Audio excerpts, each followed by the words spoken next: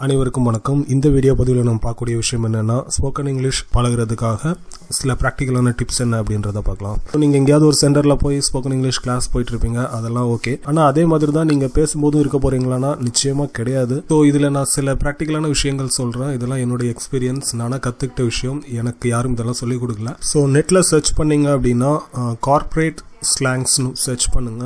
அதில் நிறைய வார்த்தைகள் வரும். அந்தந்த வார்த்தைக்கு என்ன தமிழ் அர்த்தம், எந்த சூழ்நிலையில் அதை உபயோகப்படுத்தணும் அப்படின்றத தெளிவாக தெரிஞ்சுட்டு அந்த வார்த்தைகளை உபயோகப்படுத்துங்க. இன்டர்நெட் ஸ்லாங் அப்படின்னு இருக்கும். அந்த இன்டர்நெட் ஸ்லாங் வந்து நீங்கள் சேட் பண்ணும்போது யூஸ் பண்ணுங்க. இமெயில்ஸில் யூஸ் பண்ணாதீங்க. பர்சனல் சேட்ஸ் பண்ணும்போது யாரோடையாவது யூஸ் பண்ணீங்க அப்படின்னா உங்களுக்கு நல்ல இங்கிலீஷ் வரும் அப்படின்னு அவங்க நினச்சிப்பாங்க.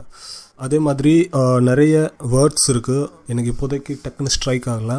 டிஃப்ரெண்ட் பால் கேம், அப்புறம் thinking out of box, loophole, this is not my cup of tea, இந்த மாதிரியான வார்த்தைகள் நீங்கள் நெட்டில் சர்ச் பண்ணால் வரும். அந்த வார்த்தைகளுக்கான எக்ஸாக்ட் அர்த்தம் என்னன்றதை தெரிஞ்சுட்டு அதை நீங்கள் பேசும்போது யூஸ் பண்ணீங்க அப்படின்னா கிராமரில் ஏதாவது மிஸ்டேக் பண்ணால் கூட இந்த வார்த்தைகள் உங்களை பெரிய அளவுக்கு காப்பாற்றி விட்டுரும். This is not my cup of tea அப்படின்ற வேர்டு வந்து எதுக்கு யூஸ் பண்ணாங்கன்னா, ஒரு விஷயம் எனக்கு தெரியல, ஒரு விஷயத்தை நான் பண்ண விரும்பலை அப்படின்னா நார்மலாக நம்ம என்ன சொல்லுவோம்னா, I don't want to do that, இல்லை I don't like to do that அப்படின்னு. இதெல்லாம் சாதாரணமாக சொல்கிறது. அதே இது ஸ்டைலிஷாக this is not my cup of tea அப்படின்னு சொல்லிட்டீங்கன்னா கேட்குறவனுக்கு உங்கள் மேலே ஒரு நல்ல அபிப்பிராயம் வரும், நல்ல இங்கிலீஷ் பேச வரும்னு. ஆனால் நமக்கு என்னன்னா, அந்த வார்த்தைக்கான அர்த்தம் மட்டும்தான் தெரியும், அது எந்த சூழ்நிலையை உபயோகப்படுத்தணும் அப்படின்றது மட்டும்தான் தெரியுமே தவிர நமக்கு இங்கிலீஷ் வரணுன்ற அவசியம் இல்லை. ஸோ இந்த மாதிரி வார்த்தைகள் பேசியே காலத்தை ஓட்டக்கூடிய நிறைய நபர்கள் இருக்காங்க. ஒரு நல்ல ஆங்கிலம் பேசக்கூடிய ஒருத்தர் எந்த சூழ்நிலையில் எந்த வார்த்தைகளை உபயோகிக்கிறாரோ அதே வார்த்தைகளை அப்படியே உங்கள் மைண்டில் ஏற்றி வச்சுக்கோங்க. இது ஒரு ஈஸியஸ்ட் வே இங்கிலீஷ் பேசுகிறதுக்கு. இதே இது நீங்கள் கஷ்டப்பட்டு கொஸ்டின் ஃபார்ம் பண்ணி ஆங்கிலம் பேசணும்னா கொஞ்சம் சிரமமாக இருக்கும்.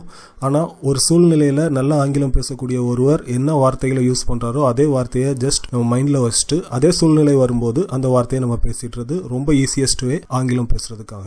மூணாவது ஒரு விஷயம் என்னென்னா, நீங்கள் தினசரி ஆங்கிலம் நியூஸ் பேப்பர் வந்து படிச்சு தான் ஆகணும். ரொம்ப கஷ்டமான பேப்பர்லாம் எடுத்து உட்காந்துட்டு படிச்சிங்கன்னா சத்தியமாக படிக்க முடியாது. ஹிந்து, டைம்ஸ் ஆஃப் இந்தியா கூட ஓரளவு ஓகே. ஹிந்துலாம் எடுத்துகிட்டு வச்சு படிச்சிங்கன்னா பக்கத்தில் ஒரு டிக்ஷனரி வச்சுட்டே படிச்சுட்டு இருக்கணும். நீங்கள் 4 வார்த்தைக்கு அர்த்தம் டிக்ஷனரியில் தேடினீங்கன்னா அப்புறம் அந்த பேப்பர் படிக்கணுன்ற ஒரு விஷயமே உங்களுக்கு போர் அடிச்சிடும். ஸோ அந்த மாதிரி இருந்தால் சிம்பிளான ஸ்லாங்கில் யூஸ் பண்ணி வரக்கூடிய நியூஸ் பேப்பர் படிங்க.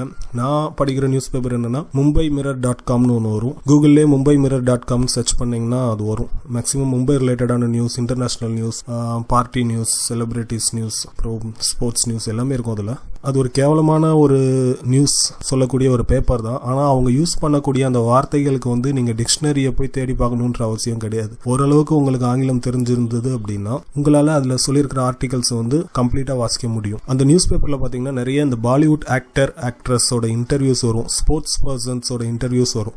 ஸோ அந்த இன்டர்வியூஸ்லாம் பார்த்தீங்கன்னா ரொம்ப சிம்பிளாக நம்ம பேச்சு வழக்கில் உள்ள ஆங்கிலம் எதுவோ அதே ஆங்கிலத்தில் தான் இருக்கும். ஸோ அதை அடிக்கடி வாசிச்சுட்டு இருந்தீங்க அப்படின்னா அவங்க எந்த சூழ்நிலைக்கு என்ன வார்த்தைகளை உபயோகிச்சிருக்காங்களோ அந்த வார்த்தைகளை அப்படி ஞாபகம் வச்சுட்டு அதே சூழ்நிலை வரும்போது நீங்க உபயோகிக்கலாம். இதுக்கெல்லாம் வந்து நீங்க நிறைய மெனக்கிடணுன்ற அவசியம் இல்லை. இதெல்லாம் ரொம்ப ஈஸியா ஆங்கிலம் பேசுறதுக்கான வழி. அப்படி இல்லைன்னா உங்களுக்கு ஆங்கிலம் பேச தெரியும் அப்படின்றத வெளியே காட்டி ஒரு சீன் போடுறதுக்கான ஒரு வழி. இதுல சீன் போடுறதுல 2 டைப் இருக்கு. ஒன்னு தேவையில்லாம போடுறது, இன்னொன்னு நம்ம தப்பிச்சுக்கிறதுக்காக சீன் போடுறது. இது இல்லாம நிறைய டிப்ஸ் இருக்கு. இதெல்லாமே என்னோட எக்ஸ்பீரியன்ஸ்ல நானா கத்துக்கிட்ட விஷயம், முட்டி மோதி கத்துக்கிட்ட விஷயம். யாரும் எனக்கு இதெல்லாம் சொல்லித்தரல. இது தேவைப்படுறவங்க முயற்சி பண்ணி பாருங்க. நன்றி.